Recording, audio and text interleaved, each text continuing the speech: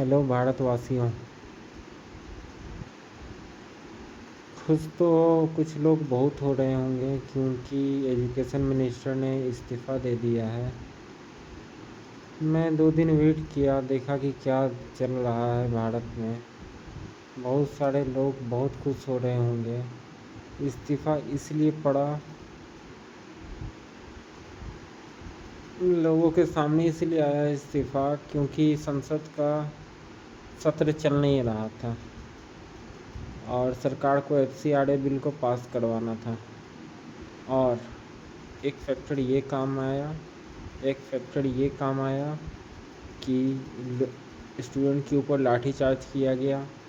हर एक गवर्नमेंट, चाहे वो स्टेट हो या सेंट्रल हो, जब जब स्टूडेंट के ऊपर लाठीचार्ज होता है तो किसी न किसी को जिम्मेदारी ले करके और उसको या तो सस्पेंड कर दिया जाता है अगर ऑफिसर्स हो तो, या फिर मंत्री इस्तीफ़ा देता है। बात यहाँ पे सिर्फ यही नहीं है, बात यहाँ पर ये थी कि गवर्नमेंट को FCRA बिल को पास करना था जो कि देश हित में था। धर्मेंद्र प्रधान सही है या गलत है, इसका डिसीजन हम अभी तक ले नहीं सकते हैं क्योंकि CBI जांच चल रही है। उसमें अभी तक कोई भी जो है एलिगेशन जो है आप लगा लीजिएगा, क्योंकि जो है एजुकेशन मिनिस्टर बोलता है कि उसके अंदर सेक्रेटरी घपला किया या उसके अंदर घपला हुआ या कुछ भी बात हो। यहाँ पर पेपर लीक कैसे हुआ नहीं हुआ इसका अभी तक जांच हो नहीं पाया है, डिटेल रिपोर्ट आ नहीं पाया है। तो आप बस एक जिम्मेदार मान सकते हैं क्योंकि उसके डिपार्टमेंट का चीज़ था और होना नहीं चाहिए था। लेकिन ऐसे बहुत सारे लोग बैठे हुए हैं जो 2-4 करोड़ रुपया दे करके और पेपर लीक कहीं से भी करवा सकते हैं। इवन चलते हुआ वैन के पूरे लोगों को खरीद करके वो पेपर निकाल करके और वो काम कर सकते हैं, आपको भनक नहीं लगेगा।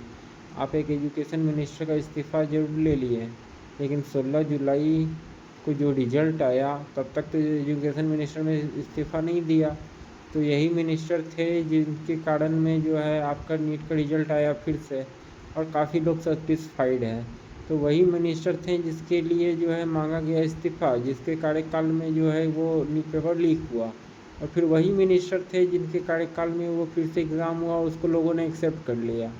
ये क्या है, क्या समझते हैं आप? उसके बाद रिजल्ट आ गया, उसके बाद इन्होंने इस्तीफ़ा दिया, 1 सप्ताह बाद, 9 दिन के बाद, जो भी समय रहे। ये तो आपको अच्छे से पता है। काम तो इन्हीं के थ्रू हुआ, अंडर तो इन्हीं के था। तो जब पहला बार इनके इस्तीफ़ा का डिमांड हुआ तो पेपर लीक हुआ। सेकेंड टाइम में जब पेपर बढ़िया से निकल गया तो फिर इस्तीफ़ा देने का क्या मतलब था? इनके इस्तीफ़ा पहले आना चाहिए था, 16 जुलाई को, तब लोग अपना जीत मान सकते थे। जो भी ये प्रोटेस्ट कर दे रहे थे CJP या कॉकरोच वाले लोग, ठीक है,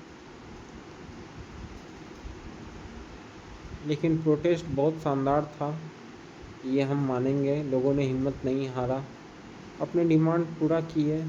एक डिमांड ये भी है लोगों का कि जिसको भी डिटेंशन किया है उस डिटेंशन से लोगों को ये फ्री करे। बस प्रोटेस्ट ख़त्म, आगे क्या करेंगे लोग? कुछ और है? अब क्या E20 पे बात करेंगे, गाड़ी खराब होने पे बात करेंगे, और कौन सा है? हर एक डिपार्टमेंट में करप्शन है, आप रोक नहीं सकते हैं। एक मंत्री के इस्तीफ़ा देने से पूरा भारत नहीं सुधर सकता है। आप कितना भी आप जोर लगा लीजिए, सिर्फ एक ही चीज़ है जो भारत में करप्शन को हटा सकता है और लोगों को एक अलग भारत का पहचान करवा सकता है, वो है ट्रांसपेरेंसी। पैसे का ट्रांसपेरेंसी, सरकार के पास कितना पैसा आया, कितना जनता को अलॉट हुआ है पैसा, किस किस डिपार्टमेंट से कौन कौन कितना कितना पैसा गया है, किस कंपनी के पास में गया है, कंपनी ने उस पैसे को कहाँ कहाँ किस किस चीज़ में डाला है, या कोई भी चीज़, कोई भी काम का हर एक चीज़ का ट्रांसपेरेंसी होना चाहिए। सरकार एक पोर्टल बनाएगी, उस पोर्टल पे अगर आप इस चीज़ को अगर देख सकते हैं, एक आम आदमी बिना RTI किए हुए अगर इस चीज़ को अगर एक्सेस कर पा रहा है, तभी असली ट्रांसपेरेंसी है। क्योंकि तब जनता सवाल पूछने लगेगी कि वो 300 में खरीदने वाला सीमेंट का बोरा 500 रुपये में कैसे दिखा रहा है बिल में, और वो बिल पास भी हो रहा है और पैसा कैसे निकल रहा है। बस आपको एक छोटा सा एग्जांपल दे दिए हैं हम। ऐसा बहुत सारा चीज़ है जहाँ पे बहुत सारा कमीशन फिक्स है।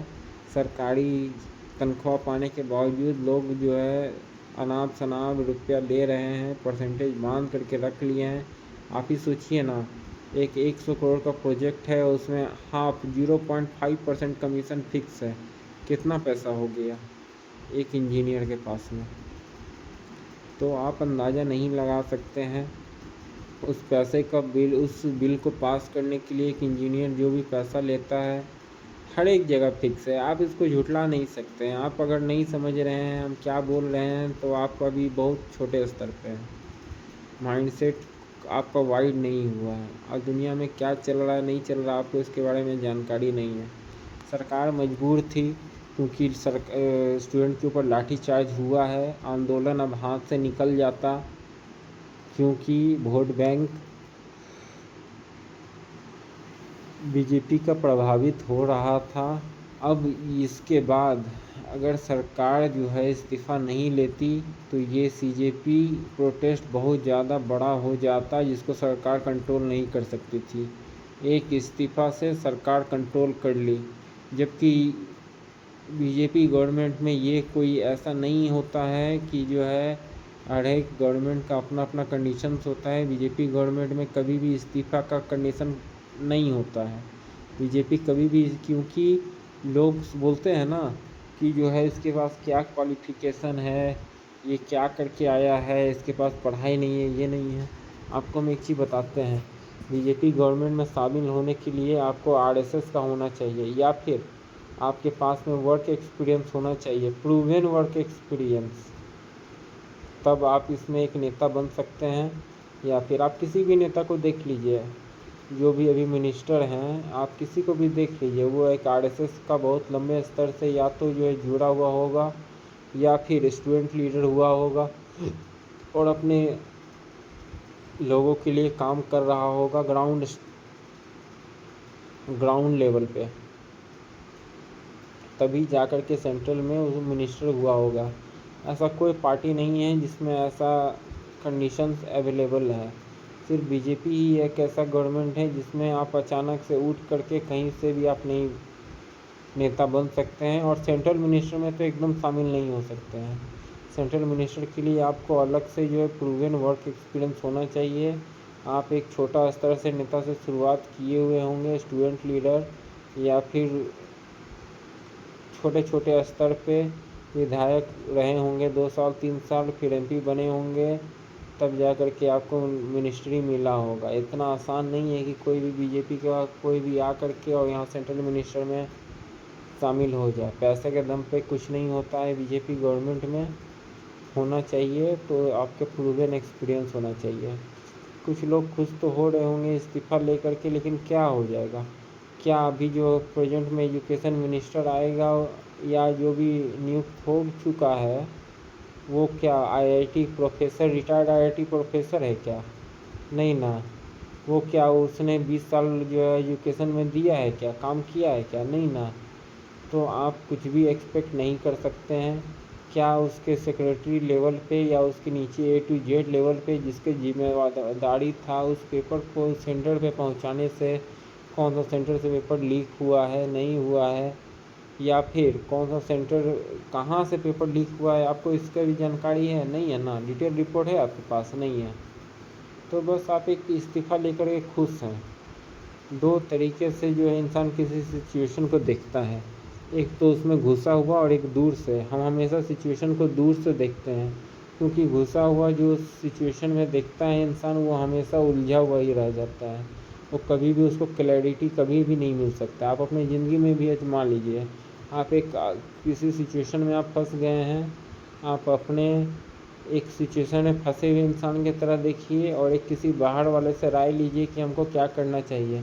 क्लैरिटी आपके सामने रहेगा।